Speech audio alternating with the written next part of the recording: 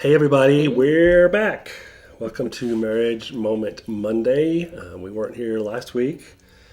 It was Passion Week. Also, I was in Abilene for a service for one of our church people, so it just didn't happen last week. But we're glad to be back with you today. I'm Jason. This is my wife Renee. We've been married for 30,500 years. We are not marriage experts. We're not marriage counselors. However, we do love marriage. We love our marriage. We love what God's plan for marriage is, and we love yours, and we want to speak into it. So that's why we do these videos. And we are starting today for the next 4 weeks, maybe more. We're going to look through this book right here by Gary Chapman, who is definitely a marriage expert, a marriage counselor. He wrote the 5 love languages, which we've talked about, and many of you have read. But this is a book called The 4 Seasons of Marriage, Secrets to a Lasting Marriage. We have talked a few times, kind of on the surface, or very, very quickly, about seasons of marriage. What are we talking about when we say seasons of marriage? Well, at the beginning of the book, he talks about how a marriage relationship is always changing. Mm-hmm. There's an ebb and a flow to it, kind of like life, that, between us, sometimes we're loving and sometimes we're not so loving. Mm-hmm. And it's our way that we respond to things that happen in life and just different times of our life that create these seasons. Okay. And it's kind of like the actual seasons in life, like winter, summer, fall, and spring. So like spring, everything's growing and it's brand new or it's renewed and everything's turning beautiful and warming up. And then summer, when it's just blazing hot and busy, you're always doing stuff. And then fall, when things kind of slow down or maybe the leaves turn brown. But then there's winter, which is cold and sometimes kind of dead. Yeah. And you can have all 4 of those seasons in your marriage in a month. Right.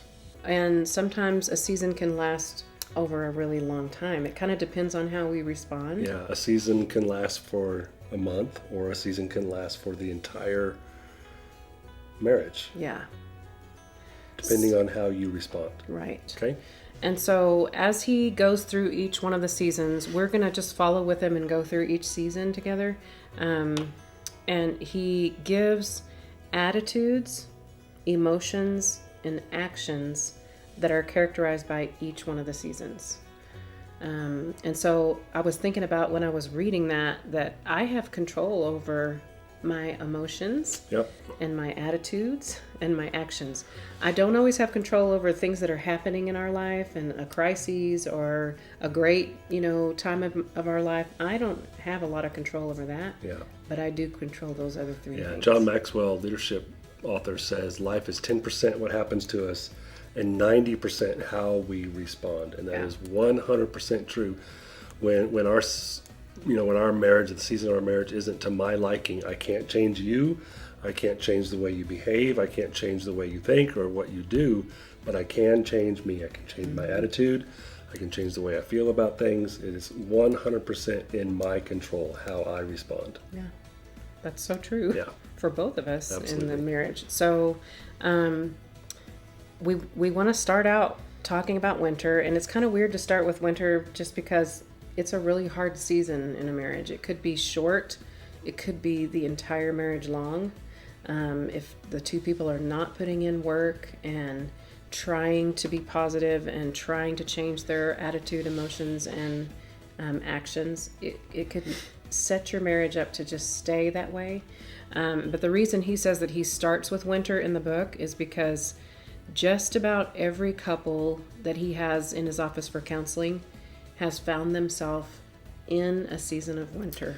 I have never once had a married couple call me or come to set an appointment to see me as a pastor and say, Pastor, things are going so good in our marriage right now. We love each other. Things are as good as they've ever been. Can you please help us? Because you don't think about it when things are going good. But anytime somebody has called to talk to a pastor about their marriage, it's because they see their marriage in a season of fall or they're experiencing a season of winter. Maybe they couldn't verbalize that, but that's where they're at. Yeah, and that's important. I think it's important for us to realize as a married couple, sometimes you can't see that this season that you're going through until you've passed through it and you Yeah. can look back and say, we were going through a season of winter. Yeah, that's so true. You don't always know where you are. So what are the characteristics? What can you look for? How do you know if you're in a season of winter in your marriage? So you can actually push yourself into a season of winter if you choose some certain actions and attitudes and emotions. Okay.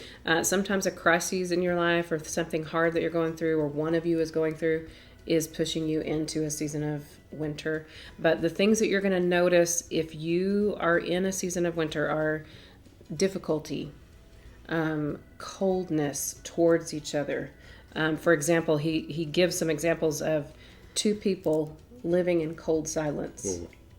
That you only communicate about logistics, like who's picking up the kids and who's dropping them off and who's getting the medicine, and that's all you talk about. That is a telltale. That is a huge red flag Yeah. sign. Is if your only communication is the calendar and the schedule. Yeah. And he also said it's like two people that are married that are living independent lives. In fact, we've heard of people that they even live in different rooms Sure. in the house. They're married, but they're roommates. Yeah. And so he said one of the causes, the main cause of the winter season for a marriage is rigidity. Rigidity. Yeah, that's a That's weird a fun word. What does that mean? So One of the main causes of a winter season, which is cold and bitter and dark, and nobody wants to stay in winter for very long, yeah. is caused by rigidity. And so we have to think of that as both of us are unwilling to consider the other person's perspective. We've talked a little bit about that before in another marriage moment, but if we both are having that attitude and we're not working toward a compromise, we're not working. Marriage is work.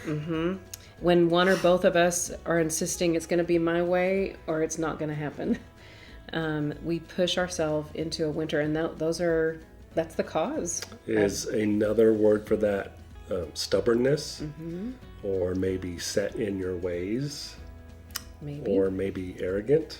Can all Yes, those maybe. words lead us into a season of winter? Yeah, I think so. So if we follow what he's talking about in the book, in each season he's going to give us, here's a list of emotions that are happening in a season of winter for a marriage. Here's a list of attitudes, and here's a list of actions. Okay. So with the emotions, he's saying when you're going through a winter season, there's going to be hurt, there's going to be anger, there's going to be some loneliness, disappointment, and rejection. That we're treating each other that way, or maybe one spouse is just feeling that way, and it just draws you into a winter season. Okay. Attitudes of winter are one or both of us are being negative. We're not thinking about the things that we can be thankful for. We're not being positive about how things are going. We're just choosing to be negative. We see the worst and we blame the other person. Well, those two things are a pattern that become easily set, and sometimes for a lifetime. Yeah. Always seeing the worst, always blaming somebody else. So if you're not careful, you'll find yourself in a winter relationship for decades because you've just got a pattern of I always look for the worst. Yeah. It's a choice that we make. It's 100% a choice. Yeah, but it is easy to fall into that, to just become a pattern.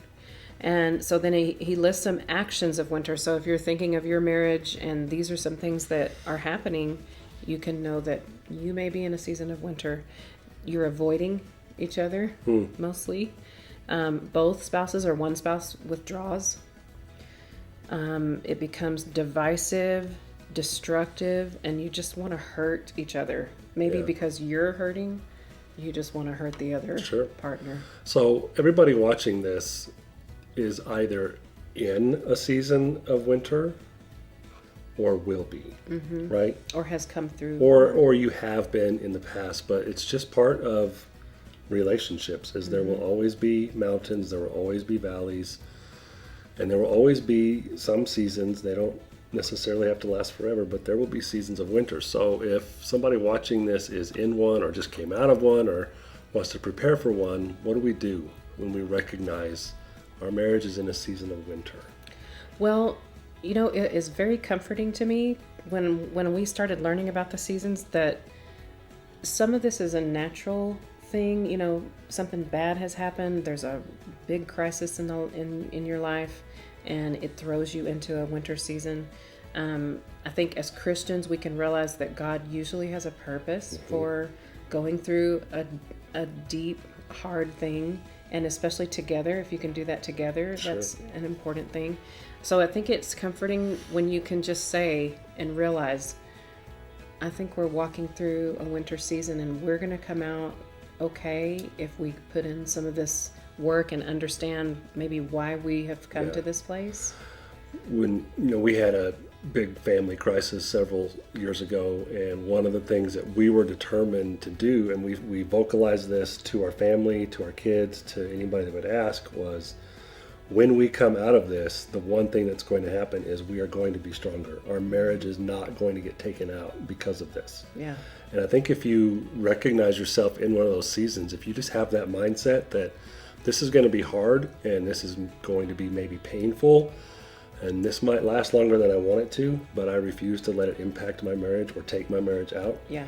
You set yourself up for success. You're kind of envisioning the future being what it should be and what Right. it can be. And then it's not going to be forever. And it's not going to be forever. I make that choice with my attitudes, Right. actions, and emotions. So that's comforting. And I think, just go back to what we've talked about all these times. You got to pray. You got to give that to God and pray for your marriage. I think you need to realize after maybe you go through some of these, just this information, maybe you need to get some help. Maybe you need to read books about marriage to help figure out what you need to do next. Maybe you need to actually seek someone to help you with counseling or some kind of mentoring. Yeah. And of course, we can help find some people if that's a Yeah. need. So I think those would be the most important things. And then I think we have to understand there is kind of a positive side to coming through when you do come through a harsh winter time. When we think about the actual season of winter, it's very necessary in order to have a spring and a Absolutely. summer. Yeah. If we go through a year that we don't have a winter, we're not going to have some of the beautiful flowers and just things that happen in spring and summer. It's very true. Because things have to die in order to let those things emerge. And so that's kind of what you were talking about, that sometimes this kind of season, if we put in the work and we make the choices, we can emerge from this stronger. It causes us, stimulates us to seek help and to make the marriage more healthy. Yeah. And I know God uses pain and hardship to bring us into a better place and make us stronger. Sometimes you can't appreciate the beauty of spring until you've been through the pain and the darkness of a winter. And Yeah. we moved into this house a little over a year ago in the winter. We moved in February, and the grass was dead, the trees were dormant, there were no flowers, there wasn't anything. It was the dead of winter. And you know what you have to do in the dead of winter when nothing's growing? Nothing. You don't have to do anything to keep things from not growing when it's cold. Yeah. You just let it happen. But we learned real quick that if we wanted our grass to grow, if we wanted the trees to be healthy, if we wanted flowers to grow and you wanted to grow a garden, that during that winter or even heading into the spring, we had some work to do. We had to get out there and fertilize and pick up the dead stuff and rake and do all these things. You have to work to come out of a season like that. Yeah. So it's the same in marriage. If you're in a winter season, you can't just sit back and do nothing, because if you do, it will stay winter forever. Yeah. And I was just thinking about, it's possible that a couple has one or both of you have grown up in a marriage from the parents that maybe was in a season of winter for a very long time. Sure. And created these patterns. Maybe they just stayed in the marriage and it stayed in a winter season. And I think it's important to look back and think about that, of what seasons the marriage was going through that when you were growing up, to be careful that you're not falling into It's really good. a pitfall like that too, at the patterns. So Well, that's the season of winter, and the good news is after winter comes spring. So we'll talk about that next week. Thanks for joining us. If you have questions, anything you'd like to ask, please feel free to comment on this on our YouTube channel. You can always send me an email. We'd love to answer any questions you got. In the meantime, I would just say get to work because marriage is work. Yeah. Bye. Bye.